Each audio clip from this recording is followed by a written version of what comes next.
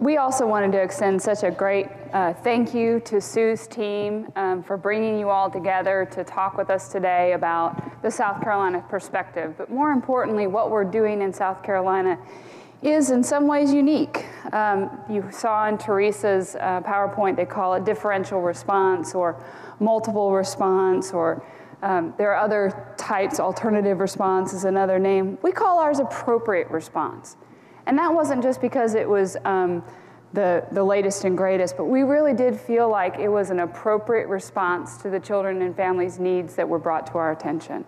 And we have some great partners that you'll hear from a little bit after we speak. And some of you are providers of this service, and we value that relationship, and we have ongoing conversations with our partners. But I'm going to let Steve start us off this afternoon, and then I'm going to kind of fill in at the end. And we have this joke about how we finish each other's sentences, but we were instructed not to talk over one another.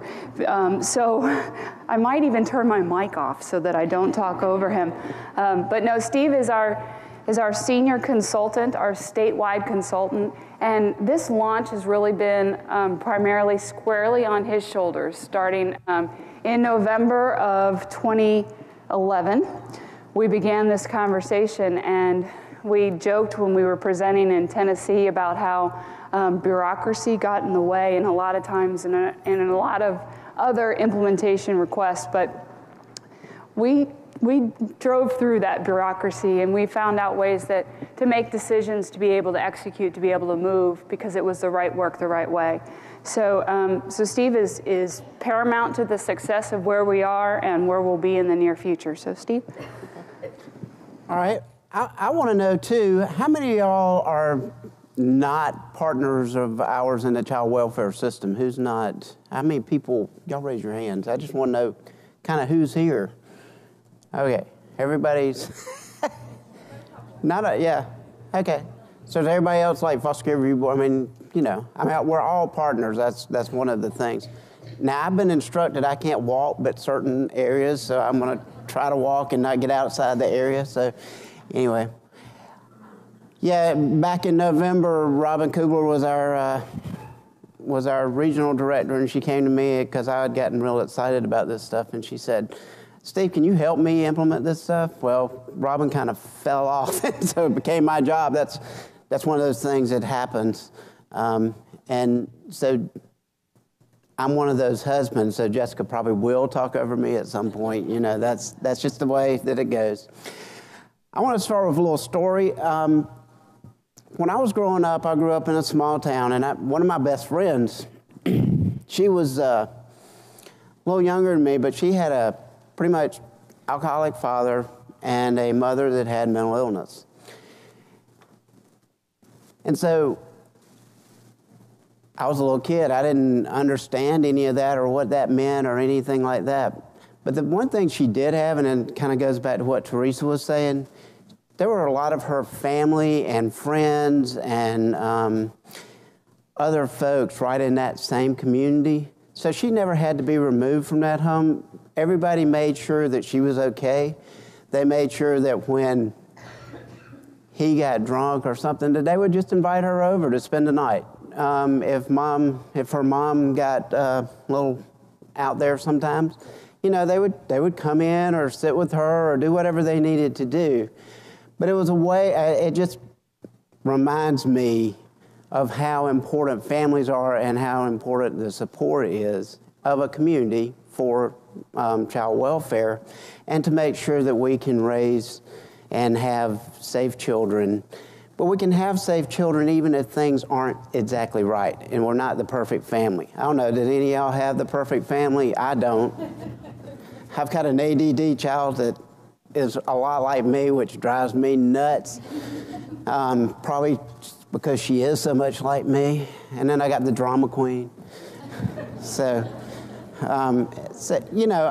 My family's not perfect. I get frustrated, I get mad and all that. But the community support and support, like Teresa was talking about, is so important.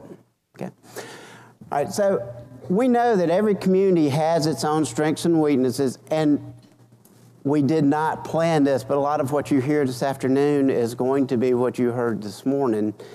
which is good. I'm glad that we're doing that, because if we weren't, then y'all would wonder why we were all here, right? So each community has its own strengths and weaknesses. Some have a lot of services, some don't have many services. We've got a lot of rural areas. There's a lot of places that don't have public transportation. It's hard for families to get to services, that kind of stuff. So we know that. A lot of people have always thought that DSS is the only people that can deal with child welfare. You know, that's their thing. We've never felt that way, but it does kind of feel like a lot of people think that. And maybe you don't, but it sure feels that way sometimes. And DSS is not the only people that are responsible for child welfare. That's like saying that the doctor is the only person that's responsible for your health. We're all responsible, right? We're all responsible for our own health. We're all responsible for every child in every community. And I want to make sure that we all understand that. And so I asked a probably wrong question when I started out saying, who's not in child welfare system? Because we all are in the child welfare system. We are all responsible for child welfare. Everybody in DSS is part of the community. They're part of every community. There's 46 county offices, and all of them live in the community that they work in. So they're as much a part of the community. They go to church there. They got kids in school there, and all that. So they're as much a part of the community as everybody else. Okay, next slide. So we want to make sure that the communities work with us, and we work with y'all to make sure that children are safe and that families are thriving and children can thrive. So we want communities to take to action to enhance our prevention of child abuse and neglect. And we'll really, as we're going through this afternoon, want you to think about what's your next step. What are you going to be doing? Because we're going to challenge you to make some commitments at the end of this about what you're going to do. One of our mindset changes that we're trying to make, and a lot of this is going on as implementation, and we'll talk a little bit more about implementation a little later this afternoon. Mindset change is slow sometimes. Culture change is hard, so we're trying to get there. But one of the biggest changes that we're trying to make is that every community owns a DSS case. And really, the family owns the case. So the community and the family really own the case. We have the workers that facilitate to try to help bring services together and all that. And one of our trainings that we do, I talk about, who's the hardest working person in the room. If it's a caseworker, there's something wrong. I used to do counseling, and I would sometimes realize that I did marriage and family counseling, and then so I'd have two people in there, and sometimes it dawned on me that I'm working really hard and they're just kind of sitting there. I was thinking, there's something wrong with this picture, this isn't right. This isn't the way it's supposed to go. So we are making that mindset shift where it's slow. We have been where we probably haven't been as engaged with the community as we needed to be. We have not brought y'all in as much as we can. And we are not building the protective factors as well as we should be, but that's going to be changing as we go forward, and we're going to need everybody's help, support to do all that. The whole mindset that the family owns a case is a shift, because I know a lot of folks I hear from say that, oh, this family's not good. I know all their relatives, I know this or that, and the apple doesn't fall far from the tree and all that. But what we are finding as we engage with families is that most families want their children to be safe. Many don't know how to be safe. We as professionals a lot of times assume that families know everything we know, and they don't. They have not had the benefit of having the modeling and all that. And they do get isolated a lot of times, and those kinds of things, the protective factors that we're talking about.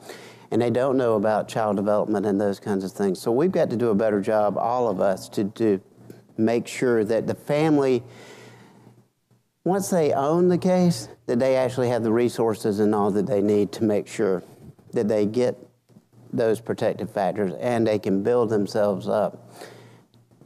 All right? So before appropriate response, and what we wanted to talk about is kind of how we've shifted from where we were to where we are now. So before appropriate response, as you heard Teresa talk about again this morning, we got a call and we would go through questions and ask all the things that are going on, and then we would either accept the case or not. And if we accepted, then we would go out and do an investigation. Sometimes we would find that there was abuse and neglect, and sometimes we wouldn't. And what you can see is that in 36% of the cases, we did find abuse and neglect. So that meant 64% of the cases, we weren't finding anything. So 64% of the time, we were getting out there, involving ourselves with the family, and it's like Teresa said, none of y'all are right. You didn't sign up at the table for us to come into your home because you want DSS showing up at your door, right? I was telling them I live in Anderson now. I told them if Anderson DSS got my kids, I'd probably never get them back because I'd be that oppositional person up there knocking on the door saying, hey, they'd have anger management problems, all that kind of stuff in the file, right? So, I mean, I know how I would react if my children were in care. So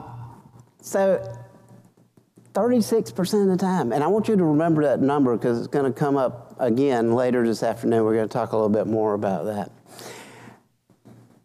I was a county director, and the thing that really, we would have discussions. Caseworkers would come back and they would say, man, I was with this family and they've got all these risk factors. I know, they need this, they need that. I've made referrals, but I know they're probably not going to be able to follow up, or they're not going to have transportation. And so we actually were looking at, they didn't have the financial, they needed housing. Sometimes they actually just needed food and clothing, and maybe we could get some of that, but you knew that it wasn't going to suffice, and you just see them back again pretty soon. All right? So we made the referrals, but because of the risk factors, a lot of times we'd see them back.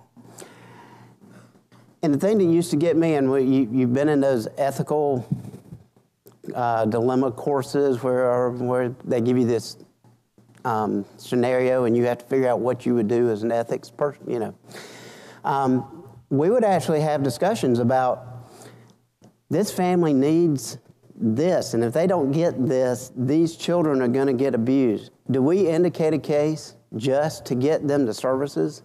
I mean, you don't know how many discussions we've had about that kind of stuff, which is a horrible discussion to even think about, that you have to have that kind of discussion, because we knew that if we didn't do something now, we're going to see them again. So sometimes we probably did indicate cases that didn't need to be indicated, just so that we could get them the help and those kids could get what they needed. In about 2007, Greenwood County, where I was involved in a study to look at, with Duke Endowment and some other folks, to look at how we could improve the child welfare system, and especially around intake. And we used community partners, and we did a lot of gap analysis and all the things that you do. And one of the things that we came up with was that there needed to be some sort of case management system in communities, that community services were a lot of times fragmented, or people didn't know how to, hey, have y'all filled out some of our forms, or either other forms that, it takes a master's degree or higher to sometimes fill out all that stuff, right? So, how could we help people through a lot of these forms, or finding the services? And the 211 system's been a great help, but still like I said, transportation, getting there, how do you fill out the form, how do you know where every service is, was something that was really missing, and we identified that as one of the problems. The other problem is we didn't know how to fix it. We identified this problem, but we really didn't know how to fix it at all. So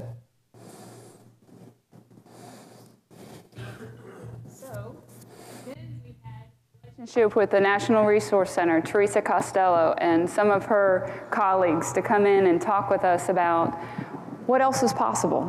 What else could we do with our community partners and with our infrastructure in South Carolina? We had some phenomenal community partners that have been doing some work and different things, and being able to collapse those, as Lillian talked about this morning. We do have a great relationship with SAFI and with Growing Homes Southeast, but they have this coalition of partners that are community-based, and they're growing that every day to be able to enhance the services there locally. So it's not just DSS and it's not just SAFI and Growing Homes, it's all of you and what ways that you can help the children and families. So on January 17th, 2012, so that was just a little over a year ago, we launched it in 3 counties in the upstate, Greenville, Spartanburg, and Anderson. We have in our system the Big 7. We refer to our counties the Big 7. Those are the 7 counties in the state that have the highest population of the foster care youth, as well as the highest population of children in our family preservation, which are those children who are still in their homes or they're with relatives, but they're not in foster care. So those Big 7 are these 3. Richland County, Charleston, Florence, and Horry are the other counties around the state.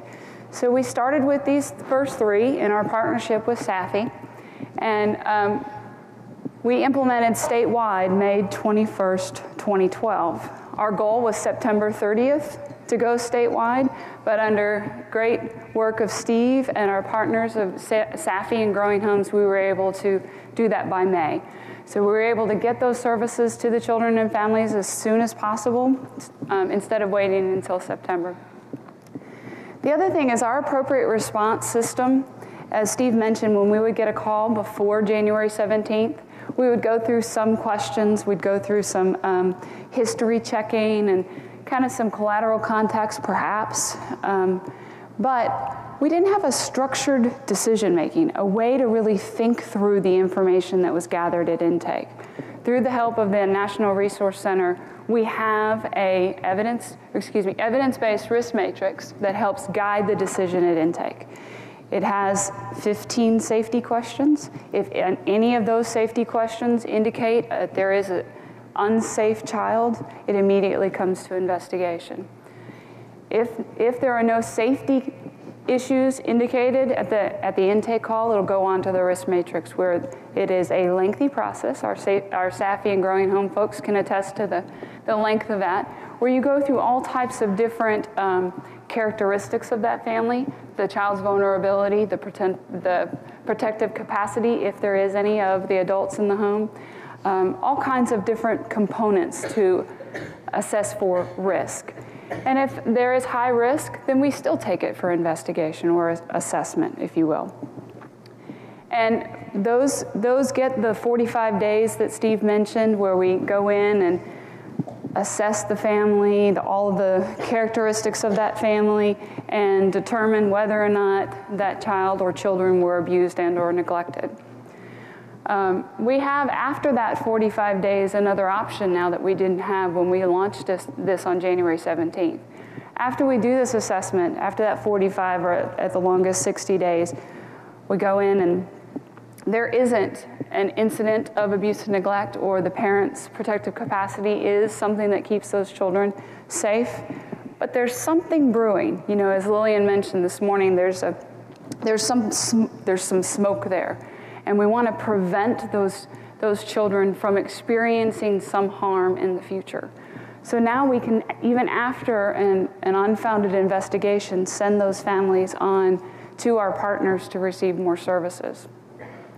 Go ahead. So as I mentioned, low and moderate risk cases are sent to SAFI and Growing Homes and their coalition partners. And they go in and do the same tool that we use at intake. They're actually there in the homes of the families, looking at those 15 safety questions and going, through those questions with that family and assessing whether or not those children are unsafe. If they find that those children are unsafe, they immediately send it back to us and we launch an investigation. So what we've created, if you can't tell, is this checks and balances, where before it was really up to our intake office at the local DSS offices in the 46 counties across the state to figure it out. To figure it out kind of with this tools that we had, some questions that we had, but no structured way to think through the information. And also, if those families were screened out, was the terminology before, then they received nothing. They didn't even know that there was somebody concerned about their family. So they didn't know whether or not to reach out to one of your community providers, one of the services that might help them to keep their children safe. They didn't even know that they needed to do that. The other thing that Safi and Growing Homes are doing through this work is they're identifying those gaps in the communities. Steve mentioned that all communities have strengths and weaknesses. As the DSS partner in the community, we aren't going to know all of those gaps in services. But through your help and through the help of our coalition partners and Safi and Growing Homes, we're able to find that out. We have this family who needs this type of service, and we just don't have it here. So you all can help us generate that. I used to run an emergency shelter in the upstate, and we would get tons of donations. And one of the donations we would get that we couldn't use was bunk beds. And because we chose not to use those in our facility, they would either sit there and wait for somebody to buy them at our thrift store, or we might be able to share them with someone else. But this would give folks an avenue to get those to the families who really need them. We have some community partners around the state that do that today, those concrete supports. But sometimes you all don't even know that we have these families that need them, that need this concrete support. So if we can reach out and pool our resources, we can really help these families, particularly with the concrete components, because many of our children enter the foster care system due to neglect. Now, how much of that is really poverty? Now, how much of it may be something else too, but we're figuring those things out. We're diving deeper into that data. Go ahead. So as I mentioned, the community contractors, Safi and Growing Homes and others, work with the community leaders and with DSS to then increase the community protective factors. So you, as Steve mentioned and you've heard today, you are a part of the child welfare system. For so long, folks believed that DSS was a child welfare system. We are simply the child welfare agency. We are in no way the child welfare system, and if we believe that we were the child welfare system, we are doomed to fail. There is no way that we can do it alone. And we don't desire to do it alone. We need you all to be a part of providing those appropriate services for the children and families, because you have the resources, we have the families. Let's bring that together and create safer children and healthier families due to the enhanced services opportunities available within the communities. So we really want to partner with you all. Steve mentioned that we would be asking you all to commit to being a part of this work that we're doing in South Carolina. Sue mentioned that we are doing some things differently in South Carolina. We're being recognized, as you heard. Lillian was being recognized by the national organization. There are many of our folks that are being asked to go to other states to talk about the work that we're doing. So we hope that you'll come alongside of us and be a part of those conversations for the solutions here in South Carolina, because we know we don't have all the ideas or all the answers. That's why we reach out to the National Resource Centers, and you all have the ideas and the solutions for your communities. So we hope to increase that conversation. Reach out to your county directors, reach out to me, reach out to Steve when you have ideas about how we can make things better for children and families in South Carolina. That's why we do the work we do. That's why I started in this work, and I'm sure that's why you all do what you do. So I guess at this point, do you have something else? Yeah, I do. One of the slides that Alicia had was talking about, she was going through and she skipped over one of the most important things that I was hoping she would hit on, is that when kids are removed from their home, that there's trauma in the home. We know that. We've talked about that. There's been a report. And one of the bullet points she had was that trauma can be greatly increased by removing the children from their home. So if we can safely deal with these problems in the home, and that's where our partners come in to help us, that is a much better, that is much less traumatic for the child. And as we're going to more of a trauma-informed practice, that is very important. We want to make sure that these children don't have to experience any more trauma than they already have. You know, the first thing is do no harm. So we don't want to do more harm.